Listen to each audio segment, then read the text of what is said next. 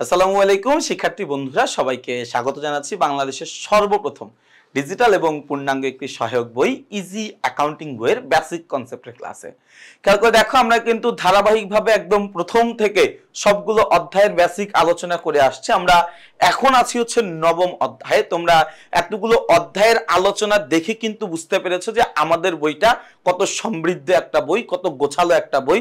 বিশেষ করে বেসিকের সেকশনটাতে কতগুলো সেগমেন্টে ভাগ করা আছে, কত সুন্দর করে তোমাদের জন্য এই জিনিসটা সাজানো রয়েছে, যাতে করে তোমরা খুব সহজেই বুঝতে পারো এই জিনিসটা তোমাদের জন্য কেন দরকার, এই জিনিসটা তোমরা আসলে কেন পড়বা এবং কিভাবে পড়বা।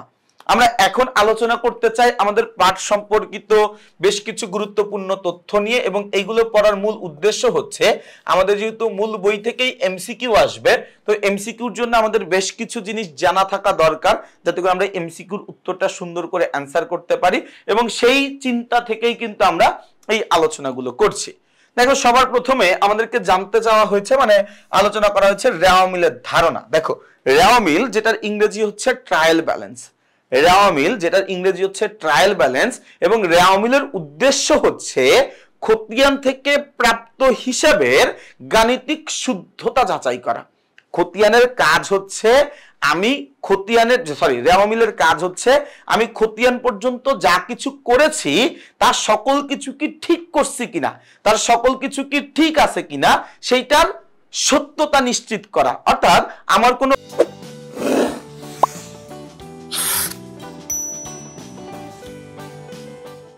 ভুল আছে কি নাই এই জিনিসটা আমি ক্ল্যারিফাই করি কিসের মাধ্যমে?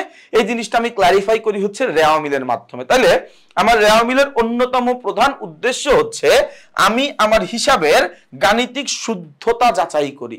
আমি আমার রেওয়া মিলের গাণিতিক শুদ্ধতা যাচাই করি। কথা কি বুঝাইতে পারছি? তাহলে খেয়াল করে দেখো ভাইয়া, খতিয়ানের হিসাবগুলোর নির্ভুলতা যাচাই করার জন্য কোনো নির্দিষ্ট দিনে একটি পৃথক খাতায় বা কাগজে সকল হিসাবের উদ্ধৃতকে ডেবিট ও ক্রেডিট এই দুই ভাগে বিভক্ত করে যে বিবরণী প্রস্তুত করা হয় তাকে রেওয়া মিল বলে। রেওয়া মিলের ডেবিট দিকের যোগফল ক্রেডিট দিকের যোগফলের সমান হলে সাধারণত ধরে নেওয়া হয় খতিয়ানে কোনো গাণিতিক ভুল নেই। দুই পাশ যদি সমান না হয় তাহলে দুতরফা দাখিলা পদ্ধতি হিসাবে বা অনুসারে আমার হিসাব সংরক্ষণে কিছুটা ভুল বা ত্রুটি রয়েছে, তাই না? আচ্ছা, আমাদের খতিয়ানের উদ্দেশ্যগুলো কি কি আমরা একটু দেখি। আমাদের খতিয়ানের উদ্দেশ্যগুলো কি কি? আমাদের খতিয়ানের 1 নম্বর উদ্দেশ্য হচ্ছে জাবেদা ও খতিয়ানের লেনদেনগুলো সঠিকভাবে লিপিবদ্ধ করা হয়েছে কিনা তা যাচাই করা। আমাদের খতিয়ানের অন্যতম উদ্দেশ্য হচ্ছে জাবেদা ও খতিয়ানে যেই লেনদেনগুলো রয়েছে এই লেনদেনগুলোকে আমরা সঠিকভাবে লিপিবদ্ধ করছি কি করি নাই সেটা যাচাই করা, তাই না? আচ্ছা, এরপরের উদ্দেশ্যটা কি ভাইয়া? এরপরের উদ্দেশ্যটা হচ্ছে বিশদ আয় বিবরণী ও আর্থিক অবস্থার বিবরণী প্রস্তুত করাকে সহজতর করা। কি করা? সহজতর করা। এরপরের উদ্দেশ্যটা কি?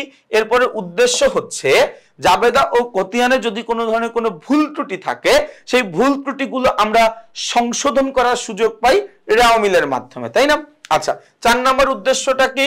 দুতরফা দাখিলা পদ্ধতি মোতাবেক জাবেদা ও খতিয়ানের লেনদেন লিপিবদ্ধ হয়েছে কিনা তা রেওয়া মিলের মাধ্যমে নিশ্চিত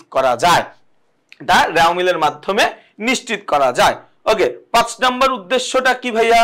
এই 5 নম্বর উদ্দেশ্যটা হচ্ছে আর্থিক অবস্থার বিবরণী প্রস্তুতে সময় ও শ্রম অপচয় রোধ হয়, এবং 6 নম্বর উদ্দেশ্য হচ্ছে রেওয়া মিলের মাধ্যমে ব্যবসায়ের আর্থিক অবস্থা সম্পর্কে আমরা মোটামুটি একটা ধারণা লাভ করতে পারি। আমি আশা করছি এই পর্যন্ত আলোচনা তোমরা সবাই বুঝতে পেরেছো, সবার কাছে আলোচনাটা ভালো লেগেছে।